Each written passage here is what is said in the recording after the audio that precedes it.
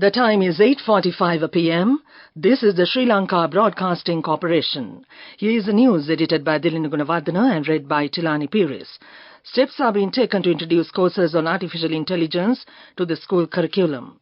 The significant development potential present in the Eastern Province is highlighted. Minister Dr. Bandula Gunawardena says that he has never misused his ministerial powers in issuing route permits. Plans are underway to draft laws to amend Sri Lanka's electoral system. Cabinet approval is granted to import 42 million eggs. And on international news, Israel's war cabinet is to meet tonight for update on Doha talks. And on sports cricket, Australia pulls out of Afghanistan T20 series due to continued Taliban restrictions on women and girls. The Minister of Education signed a memorandum of understanding with Microsoft today to introduce courses on artificial intelligence to school curriculum, with a pilot project with support from Microsoft set to begin from grade 8 upwards. The MOU was signed at the Presidential Secretariat. A statement from the Government Information Department said on Tuesday, February 13th, that President Ranil Wickremesinghe, in his capacity of Minister of Technology and Minister of Education Susil Premachand, have proposed that the project is carried out in 20 selected schools from 20 districts where the necessary basic human resources are available. Digitization of schools selected for the pilot project under the facilities provided by Microsoft and providing training to 100 information and communication technology teachers as trainers by Microsoft are also proposed. The program will be fully implemented in 2025. The U.S. Ambassador to Sri Lanka, Ms. Julie Chung said, assured that the assistance of volunteers will be provided to improve the English knowledge of the students. The Governor of the Eastern Province, Mr. Sendil Tondaman, stated that the debt crisis of the country can be resolved by successfully executing the development projects outlined for the Eastern Province under the guidance of the President. He further stressed that due to the President Ranil Wickremesinghe being the only leader capable of reconstructing the nation, it is incumbent upon all parties to rally behind him and offer their support. The government has acknowledged the significant development potential present in the Eastern Province, notably areas such as shrimp farming, mineral resources, ports, airports, water resources, tourism, agricultural modernization and land development stand out as key sectors with promising prospects. He further emphasized the significance of efficient management of the abundant resources in the Eastern Province for developmental endeavors. The Governor made these remarks during a press briefing titled Collective Path to a Stable Country held at the President's Media Centre today.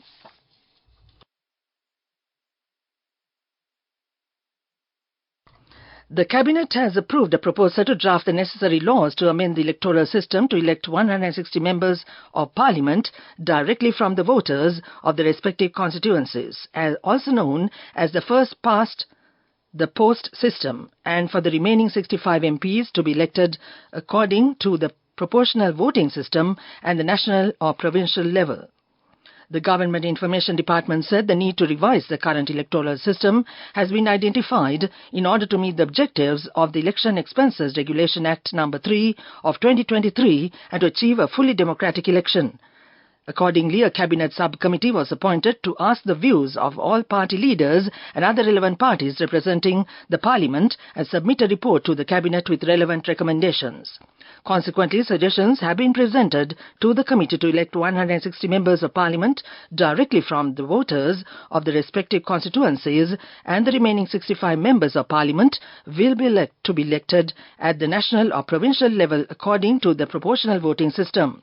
The statement further said agreement of the majority has been received for this. This news broadcast comes to you from the Sri Lanka Broadcasting Corporation. The Cabinet has granted approval to import eggs until the 30th of April 2024 in order to maintain the prices of eggs in the local market. The Department of Government Information said that 18 million eggs have been imported thus far, and authorities have calculated that the requirement for the festive season would be an additional 42 million eggs. It added that the Department of Animal Production and Health has already called for quotes from the recommended Indian companies to import eggs to the country.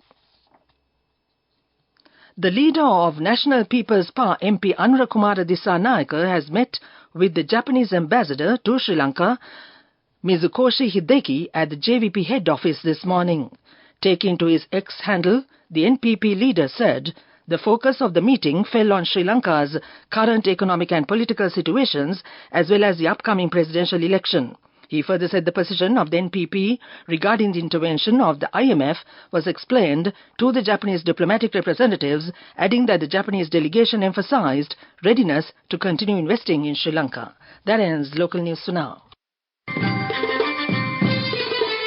The main news story is brought to you by Sinhala Mahatmya. Minister Dr. Bandula Gunawardena says that he has never issued route permits misusing his ministerial powers.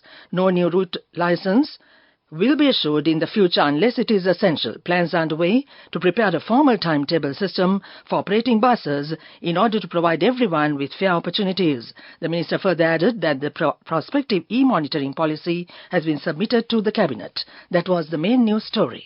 The main news story was brought to you by Sinhala Mahatmya.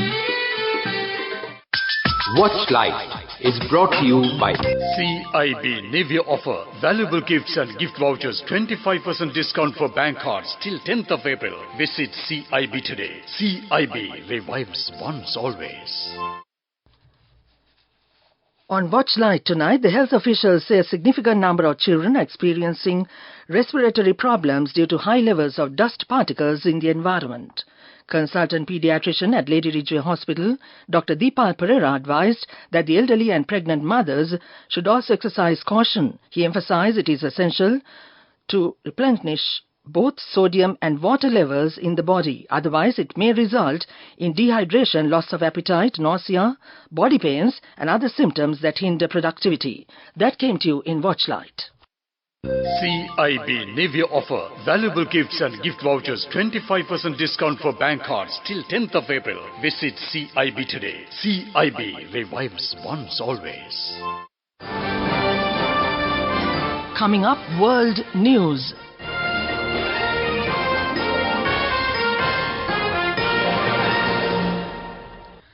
World News headlines first. Israel's war cabinet is to meet tonight for update on Doha talks. The UN Weather Agency sounds a red alert about global warming. Hong Kong passes a tough security law. Al Jazeera reports that it has received confirmation from Israeli politician Benny Gantz's office that Israel's government will hold a war cabinet meeting within the day following the return of Mossad director David Barnea to Tel Aviv from Qatar. That meeting will look at some of the proposals and counter-proposals being made in Doha and try to figure out if the Israeli government is comfortable with the ideas being floated by the mediators.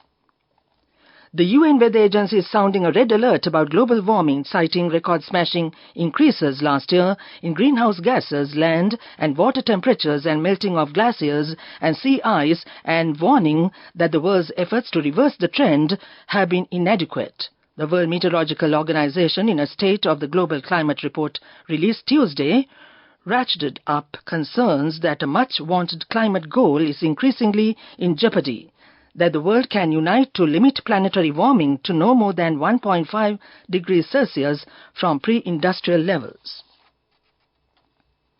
Hong Kong has passed a tough security law which authorities say is necessary for stability, but which critics fear will further erode civil liberties. Article 23 targets new offences like external interference and insurrection, and penalties include life sentences. It was fast-tracked through its final stage by the city's pro-Beijing parliament in less than 2 weeks. Article 23 expands on a controversial national security law earlier imposed by China, which already criminalizes secession, subversion, terrorism, collusion with foreign forces in Hong Kong. Back to the world news headlines. The Israeli war cabinet is to meet tonight for update on Doha talks. The UN Weather Agency sounds a red alert about global warming. Hong Kong passes a tough security law. That ends world news. Development news. The Indian High Commissioner to Sri Lanka, Santosha Jha, says the Indian government has agreed to provide a grant of $61.5 million to fully develop the port of Kankesanture. This was revealed during a recent meeting between Minister Nimar Siddipala de Silva and the Indian High Commissioner at the Ministry Office. As part of the project, a new breakwater will be constructed at the port and will be dredged up to a depth of 30 meters to accommodate deep draft vessels. That came to you in development news. Moving on with sports news. And it's cricket tonight. Australia have withdrawn from their men's T20 series against Afghanistan in August because of continued restrictions on women and girls in the country under the ruling Taliban.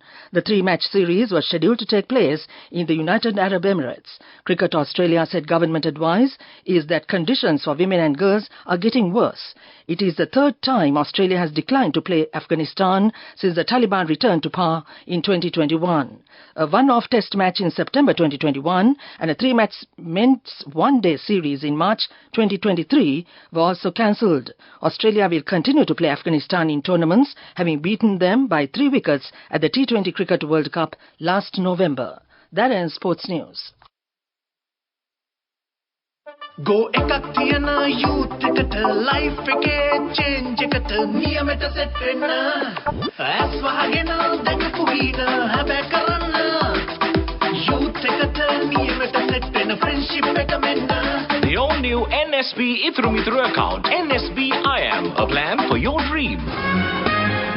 Business News, sponsored by National Savings Bank, the safest place for your money. The RAK Sri Lanka Trade Fair and Exhibition, jointly organized by the Chamber of Tourism and Industry, UAE, will be held from the 17th to the 20th of April 2024 at the RAK Exhibition Centre, UAE. All major export sectors will participate in this. Further information regarding stall reservations can be obtained on www.rak-srilankatradefair.com. That came to you in Business News. Business News, sponsored by National Savings Bank, the safest place for your money.